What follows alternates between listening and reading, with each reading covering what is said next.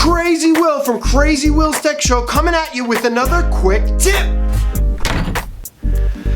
Today, we'll be talking about white balance on the Canon Vixia HFR 800. Now, this is something that I overlooked and a lot of people overlooked, and now that I got a new DSLR, I noticed white balance is very important. I started going through the settings on my Canon Vixia and noticed that the white balance would make a big difference on a lot of my videos, especially if you're not shooting in auto. I want to show you how to do the white balance and the difference. I'll show you right here. The difference between white balance and not white balance. I was shooting a video on how to take apart a device and I noticed it was really yellow, and I would play them with the DSLR and I noticed if I just changed the setting it made all the difference. So I'm going to show you how to change the white balance right now. Alright, adjusting white balance. Now we're in auto and it will automatically do that for you if you're not comfortable with this, but if you're like me and you want to adjust certain things and make it just a little bit better, you want higher video quality. Again guys, I know I do this all the time and this is not the ideal way to do things, but right where my nose is, you see the house right here. We're gonna click on that.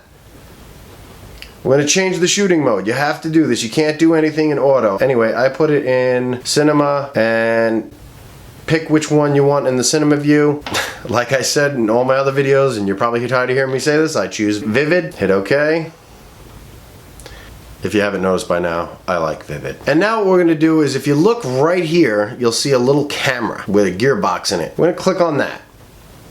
And if we scroll down to white balance, see where it says white balance there? We're gonna click on that. And these are your options. Auto white balance does an okay job. If you're out in the sun, you know, as you can see, it puts kind of like a daylight tint to everything, kind of adds that. Does pretty good from what I gathered. Or you could do indoor, which this would probably be the best setting, which is like fluorescent lights or indoor lighting. And if you could see, it actually changed. It looks really good. Or you could actually just do the white balance yourself. And what you do is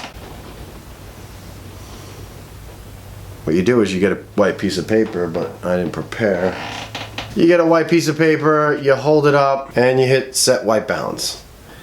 And it should set white balance to that piece of paper. It did an okay job. I think that's pretty good, but that's how you do a custom white balance. I just hold up a piece of paper right in front of the lens, right, you know, back where your lighting is. I'm gonna go back. I don't care for a custom. I usually go with, you know, just the indoor light or outdoor light. You know, I'm gonna put it back to auto white balance because the auto white balance actually is doing really good. But if you ever see that yellow tint like I showed you earlier, this is a way to get rid of that yellow tint if it's not doing it right, because sometimes the auto white balance just doesn't do well. And that's basically it. So yeah, that's how you change the white balance. Real easy, real simple. You know, you go into your settings, you get it right, work it out. I hope this helped you guys. Make sure you like and subscribe if it did. And remember, you can do anything, and I mean anything, if you put your mind to it. Later, guys! Anything. It may take a long time, but anything. You're still here? You haven't clicked on all these videos that I made?